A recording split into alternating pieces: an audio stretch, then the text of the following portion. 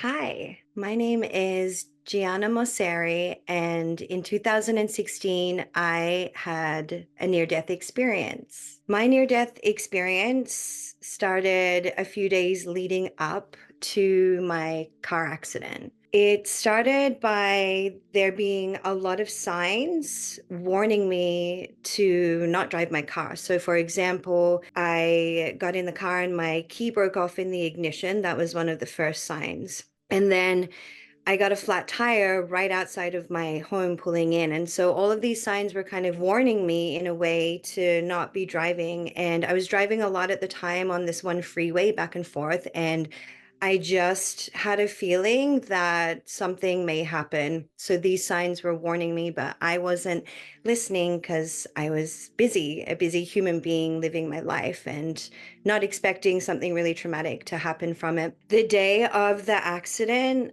I woke up with a pit in my stomach. I just knew that something didn't feel right. I had a bad feeling like something was gonna happen. And then I started to go into a really dark, depressed place. I started feeling really, really unworthy in the world. I started feeling really depressed.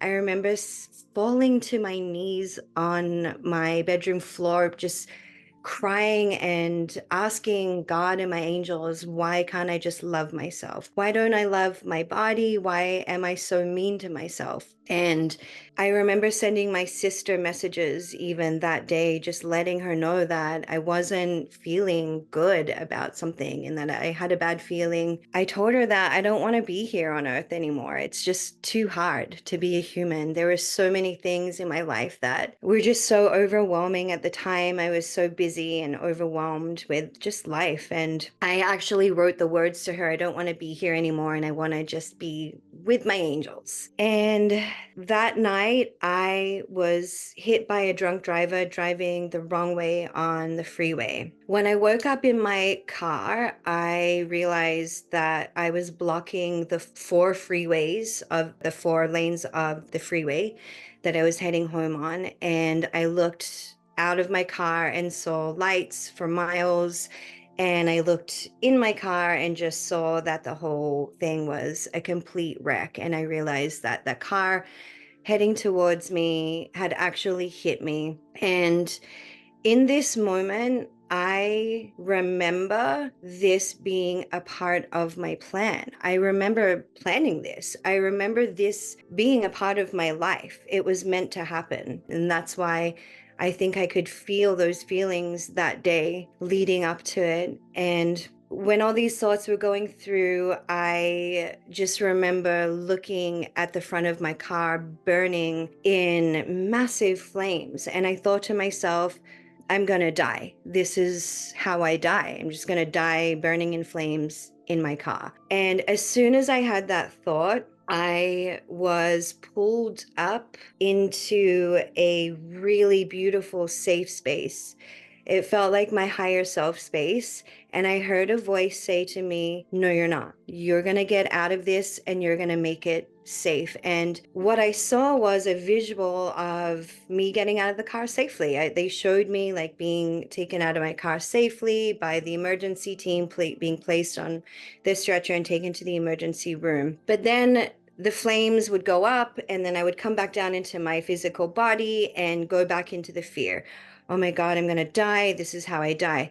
And it would continue to bring me back up to that safe space where everything felt safe and okay. And again, the voice, you're going to be okay.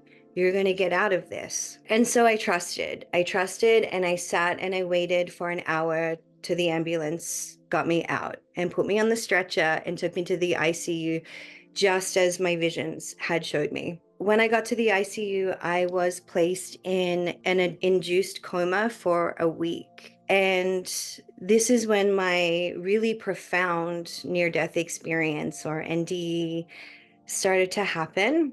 And I found myself in the Venetian canals, like in Italy, in Venice. And it's a place that I actually have been multiple times in my life. I used to work on a cruise ship, so we sailed through there and I knew the canals really well.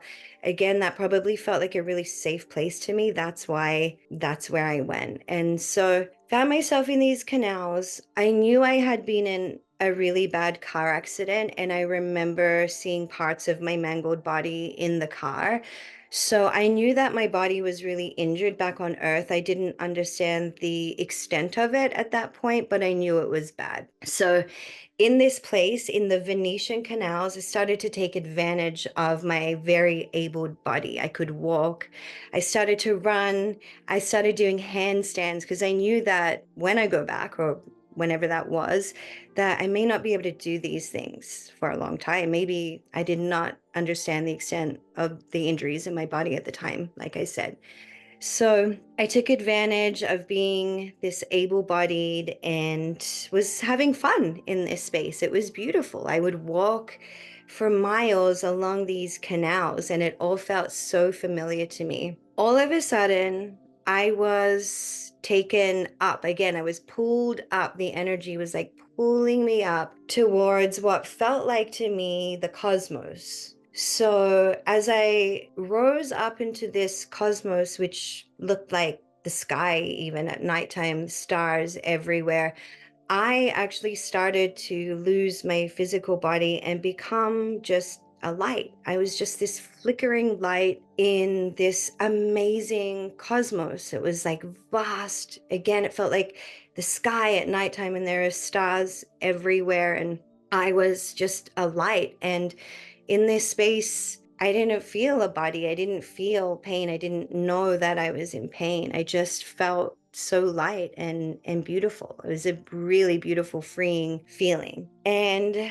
as I flickered around, I started to see these other lights come towards me. So they started out as tiny little stars. As they got closer, they got bigger and bigger and bigger until they were massive lights. And there were 7 of these lights. As they got bigger and bigger and bigger, they started to form their shape.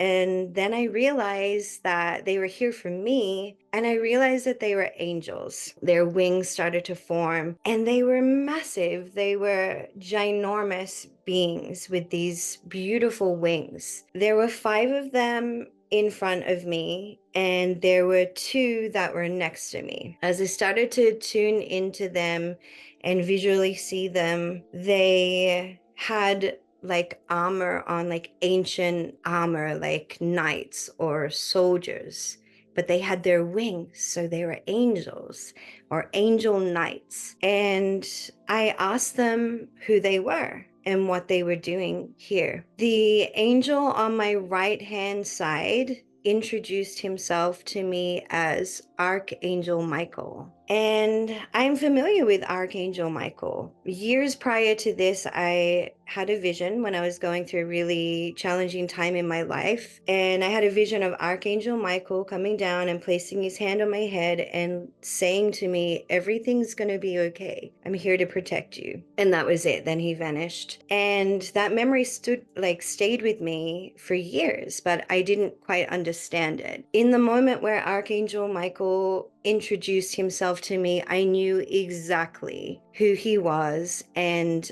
I realized what his message meant. It was all about this accident. He explained to me that he has been with me, watching over me for a while now, and he was protecting me throughout this car accident. And I was so grateful. And then the angel on my left side, I didn't recognize, I wasn't as familiar, but he introduced himself as Archangel Raphael. And again, I'm not too familiar. I may have heard the names and that previously, but I wasn't familiar with this angel in my life or my surroundings. And he explained to me that he is here for this time in my life, that he is here to help my body heal. He's here to help my heart heal. He's here to help the healing of my family as well. And these two angels were going to be by my side through this. That's what I understood. The other 5 angels that were before me didn't seem to have a name. They didn't introduce themselves, but what I understood from them was that they were my guardians and that they had been with me my whole entire life. Ever since I was born, they explained to me that they were with me in the planning of this lifetime. So what they kind of showed me was like almost like a drawing board of us kind of getting together before I came into this lifetime, before I came into this body, and we planned everything together. And part of the plan was this accident, which was still a little confusing to me at the time, why I planned an accident or why that would happen. It wasn't until later on, years later even, why I started to understand that. But this was all part of the plan. And when I was in the car, I did remember that piece of it. And so I asked them what I was doing here. Why are we here? And what they explained to me, I have to say there was no words in this place between these beings or these angels. There was just kind of feeling. So it wasn't like we were speaking to each other in the words that we speak here on earth or as humans. It was a language that we just understood. And I put my hands on my belly when I say that, because for me, it feels like we were communicating almost through our feelings, through our bellies in a way. It was like all I had to do was think of what I wanted to say, and they knew exactly what I was sharing or what I was saying. And I felt the same from them. It was a really beautiful, divine conversation that needed no words, but was like a really beautiful understanding. And they had explained to me that this was kind of an in-between space, if you will. And in this in-between space, I would have time and a choice to decide if I wanted to go back to my body on Earth or if I wanted to continue on from this space, which would mean not going back to my life or to my body. And this felt like a really big decision for me to make. And they could tell that this was a big decision for me. So what would happen here is they would send me back down to the canals, back down to my Venetian canals. And this would be my time to ponder, to walk the canals, to decide if I wanted to go back to my body on Earth or not. So they sent me back down and I started to walk the canals, and it was so beautiful and peaceful there. And again, every now and then I would do the odd handstand or cartwheel because I knew I wouldn't be able to do that if I went back to my body. So I just kept doing like fun things. I was doing a yoga teacher training at the time. So I'd find myself in like warrior poses and just like really funny things that I remember doing with my body there. And as I would walk these canals, like it would feel like I would get to a dead end, but it wasn't. It would just open up for me magically, and I would be able to walk for miles and miles. And there was music there. There was like a beautiful symphony of what sounded like violins to me. And whenever I would start to go into feeling like, maybe I shouldn't go back to my body, life was really hard, the symphony of violins would become really, really loud and really intense, and the light would kind of dim a little bit. And then when I was really, really, really excited and was like, no, I want to go back, I'm going to go back, the light would come back up and shine, and the symphony of music would change into a different harmonious vibration that I could feel from the music happening. And so it was almost like the music and the light was dictating how my feelings were expressing themselves at the time. So it was like I'd go into fear, I would come back into light. And while this was happening, it felt like to me like a review of my life. So it almost like felt like a movie where they were showing me different scenes of my life. And in these scenes, they were showing me times where I had neglected myself, times where I wasn't loving myself, times where I put everything else before my own needs, and just how much that was affecting me in my life to be living this way.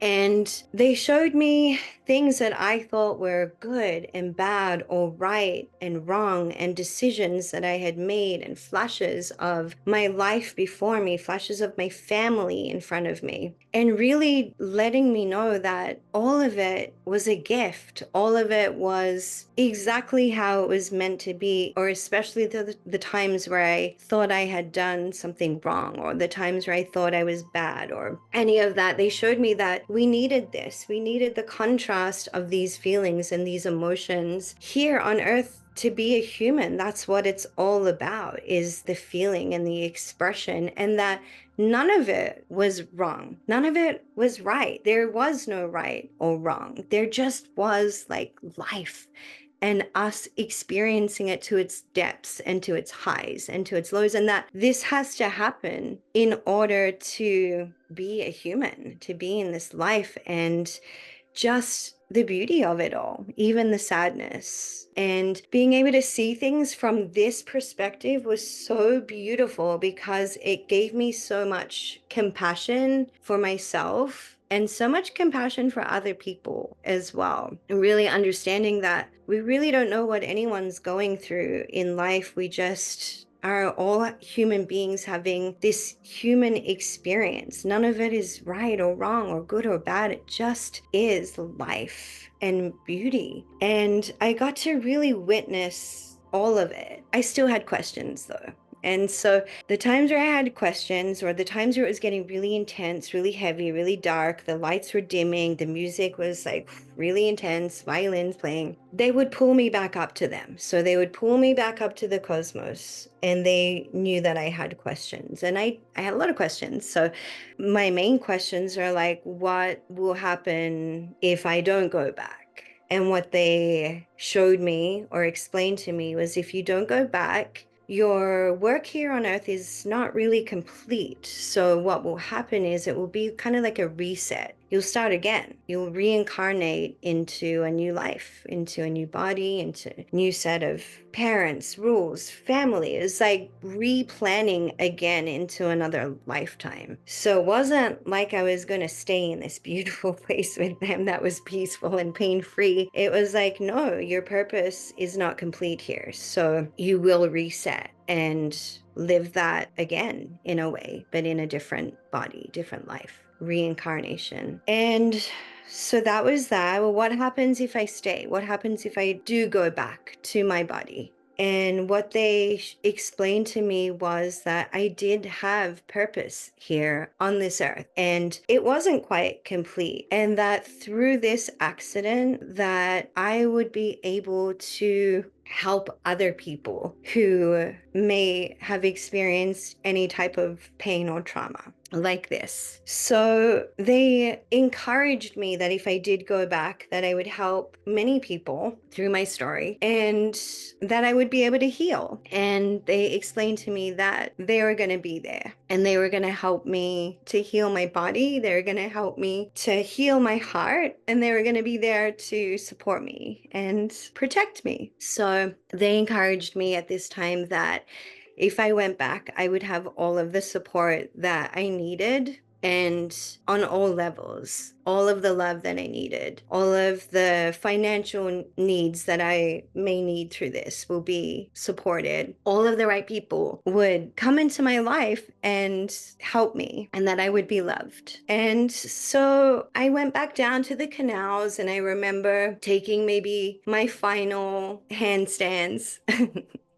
and yoga postures. And then I just remember waking up in the ICU, and my family standing around my hospital bed, and all of the medical team and nurses that were there to just waiting for me to help and support. And I remember looking down at my body and just realizing how injured I was, and obviously feeling really sad about that and not being able to like feel my legs or move. But I also remember feeling so elated, like the most immense joy that I could have ever felt. And it was truly such a beautiful feeling to just wake up and to know that I was going to be able to get through this, and the thing that made me feel so happy and so joyful truly was the part of being able to help others through this kind of trauma. At first, I had to heal my body.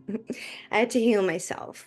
And that was a process that took time. But what I truly know that my purpose is now is to be able to be that beacon of light to help other people who have experienced or come into a near-death experience where we know we're not alone. And we're not alone here on earth, but we're also not alone behind the scenes. There are our angels and our guides that are working with us, and it is safe to feel our feelings. What the lessons were from all of this for me personally, my own personal journey, was to come into a place of truly loving myself and truly loving my body and appreciating myself, all of the gifts that I had before this accident and all of the gifts that were going to come from this accident. And I really am so grateful for that experience in my life right now. I wouldn't change a thing, because what I gained from that and what I learned from this experience was so profound that it has helped me gain so much compassion for other people in this world, and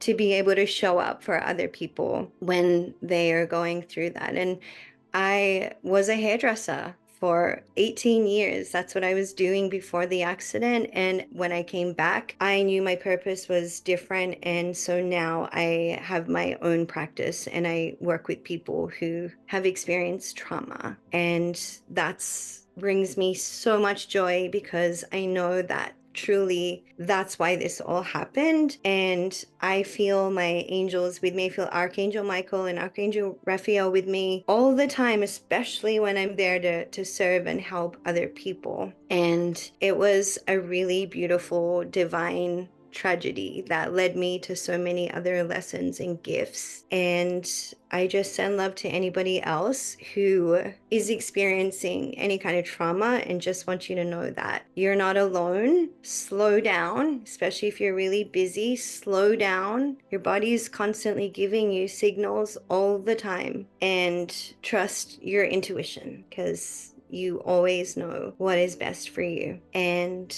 the story was so profound to me that I had my sister bring me a journal to the hospital, and I started to write my book in hospital. And I wrote a book from this, and it's called Soul of a Spirit Warrior. It has all of the details of the full story and the lessons that came from it. And that all came through me in my hospital bed. So I could really remember all the details of the profound story that happened. And that's it.